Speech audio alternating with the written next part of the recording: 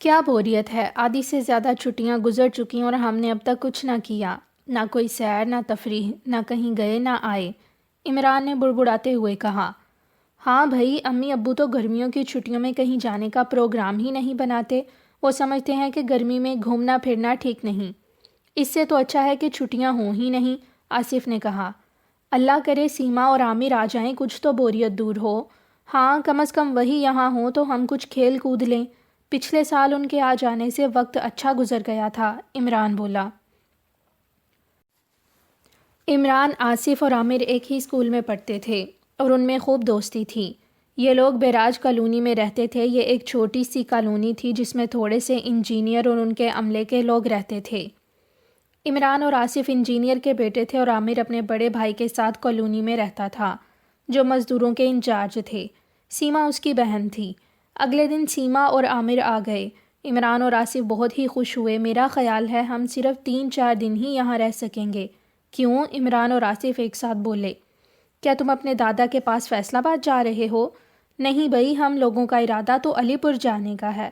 وہاں ہماری خالہ رہتی ہیں۔ خالو جان کا تھوڑے ہی دن ہوئے انتقال ہوا ہے۔ ان کے بس 2 ہی بچے ہیں، ساجد اور سلمیٰ۔ ساجد شاید 14 برس کا ہے اور سلمیٰ اس سے 1 سال چھوٹی ہے، عامر نے تفصیل سے بتاتے ہوئے کہا۔ تم بھی ہمارے ساتھ چلو، بڑا مزہ آئے گا، سیما نے تجویز پیش کی۔ چلو چلتے ہیں، امی ابو سے پوچھ لیں، آصف نے کہا۔ عمران کو علی پور کے بارے میں بہت کچھ جاننے کی جلدی تھی۔ یہ کیسی جگہ ہے؟ کیا وہاں خوب گھومنے پھرنے کی جگہ ہیں؟ بس یہ سمجھ لو کہ ہماری کالونی جیسی ہی ایک جگہ ہے، تھوڑے سے لوگ رہتے ہیں جو کہ علی پور ڈیم کی دیکھ بھال کرتے ہیں، عامر نے جواب دیا۔ پھر کیا مزہ آئے گا، جیسے بیراج کالونی ویسے علی پور، چھوڑو نہیں جاتے، عمران بولا۔ سیما نے کہا۔ خواہ مخواہ تم بور ہو گئے، بڑا مزہ آئے گا، تم چلو تو صحیح۔ یہ دریا کے قریب ہی ایک خوبصورت گاؤں ہے۔ ہم لوگ کسی دن دریا کے کنارے جا کر پکنک منائیں گے، اور پھر سلمیٰ اور ساجد بہت ہی اچھے ہیں، تم ان سے مل کر بہت خوش ہوگے۔ میرا خیال ہے ہماری چھٹیاں بہت اچھی گزریں گی۔ اچھا چلو، میں امی ابو سے اجازت لے لوں، عمران نے کہا۔ ان کو علی پور جانے کی اجازت مل گئی اور وہ خوشی خوشی جانے کی تیاریاں کرنے لگے۔ علی پور ان کی بستی سے صرف 670 کلومیٹر دور تھا۔ ان کو صبح سویرے ریل سے جانا تھا۔ کوئی 3 بجے یہ لوگ شمس آباد پہنچے۔ وہاں سے علی پور تک بس سے جانا تھا تاکہ رات سے پہلے پہلے یہ لوگ علی پور پہنچ جائیں۔ دیکھو ذرا احتیاط سے سفر کرنا، ریل جب رک جائے تو اترنا اور اپنے سامان کی حفاظت کرنا، عامر کی امی نے سمجھایا۔ امی آپ فکر نہ کریں، ہم اب بچے نہیں ہیں، اچھے خاصے بڑے ہو گئے ہیں۔ وہ تو ٹھیک ہے مگر پھر بھی۔ ہاں امی آپ فکر نہ کریں، اور میں وہاں پہنچتے ہی آپ کو خط بھیجوں گا۔ گاڑی نے سیٹی بجائی اور آہستہ آہستہ چلنا شروع ہو گئی۔ بچوں نے ہاتھ ہلا ہلا کر امی ابو کو خدا حافظ کہا۔ آصف نے ریل چلتے ہی سراہی اٹھائی، نہ جانے کیسے وہ اس کے ہاتھ سے چھوٹ گئی اور ڈبے میں پانی ہی پانی ہو گیا۔ سامنے بیٹھے ہوئے شخص نے نہایت ناگواری سے کہا، کمال ہے، تم نے سارا ڈبہ گندا کر دیا، میرا سب سامان خراب ہو جائے گا۔ مجھے بہت افسوس ہے، آصف نے شرمندگی سے کہا اور جلدی سے اس کا سامان اٹھا کر سیٹ پر رکھ دیا۔ سیما نے بھی جلدی سے ایک پرانا تولیہ نکالا اور فرش خشک کرنے لگی۔ عامر نے غور سے اس شخص کو دیکھا۔ وہ بڑے کھردرے مزاج کا آدمی لگ رہا تھا۔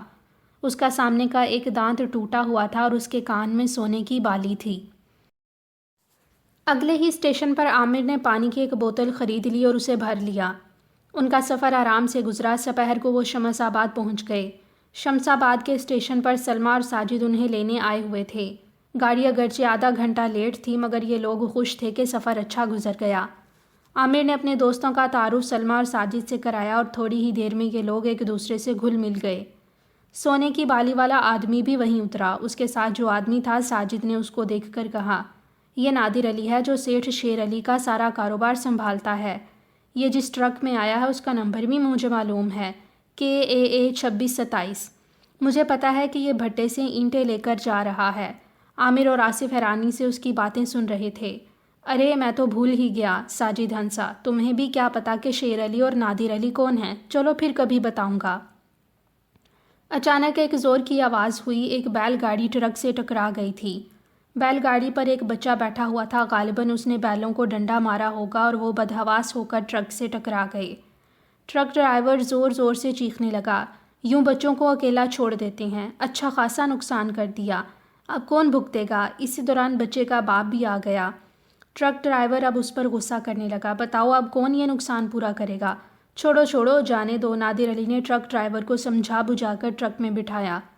ٹرک ڈرائیور غصے سے بڑبڑاتا ہوا ٹرک سٹارٹ کر کے لے گیا۔ سونے کی بالی والا آدمی ایک جیپ میں بیٹھ کر چل دیا۔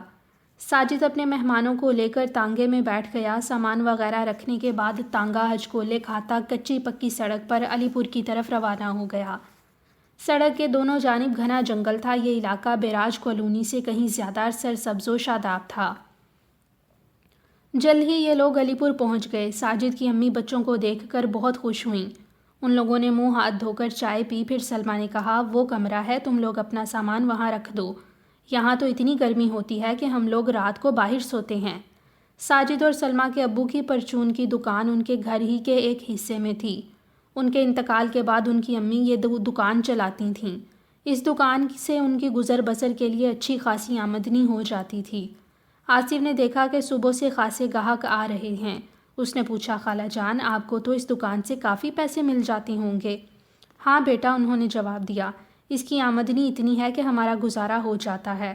ساجد اور سلمیٰ نے اینٹوں کے بھٹے کے پاس ایک ٹی سٹال کھول لیا ہے، اس سے بھی کچھ آمدنی ہو جاتی ہے۔ اینٹوں کا بھٹا سیٹھ شیر علی کی ملکیت ہے۔ یہ اینٹوں کا بھٹا کہاں ہے اور شیر علی کون ہے؟ عامر نے کہا، تم جب یہاں رہو گے تو تمہیں شیر علی کے بارے میں بہت کچھ معلوم ہو جائے گا۔ وہ اچھا آدمی ہے اور ہمارے ابو کو بہت اچھی طرح جانتا ہے، اس لیے اس نے ہمیں اپنے بھٹے کے قریب ٹی سٹال کھولنے کی اجازت دے دی ہے۔ عمران نے پوچھا، کیا یہ بھٹا یہاں سے قریب ہے؟ میرا تو دل چاہ رہا ہے کہ تمہارا ٹی سٹال دیکھوں۔ ضرور ضرور، ساجد نے کہا، ٹی سٹال بھی دیکھنا اور میرے دوستوں سے بھی ملنا۔ بھٹا یہاں سے زیادہ دور نہیں ہے، ہم لوگ صبح ناشتہ کے بعد ہی چلے جاتے ہیں۔ اگلی صبح ناشتے سے فارغ ہو کر ساجد اور سلمیٰ نے چائے کا سامان، کیتلی، پیالیاں اور پتی چینی دودھ وغیرہ لیا۔ اس کے ساتھ کپڑے کے تھیلوں میں بسکٹ، مونگ پھلی، چنے وغیرہ لے لیے۔ خدا کرے سیٹھ شیر علی ہمیں ایک کمرہ دے دیں، پھر تو روز روز کی اس زحمت سے بچ جائیں گے۔ روز سارا سامان لے کر جانا پڑتا ہے، ساجد نے کہا۔ سیٹھ شیر علی بڑا ہی نیک بندہ ہے، اللہ اس کا بھلا کرے، اس نے کمرہ دینے کا وعدہ تو کیا ہے۔ ساجد کی امی سامان سمیٹتے ہوئے بولیں۔ سب سامان لے کر ساجد، سلمیٰ اور عامر، آصف، عمران اور سیما کے ساتھ اینٹوں کے بھٹے کی طرف چل دیے۔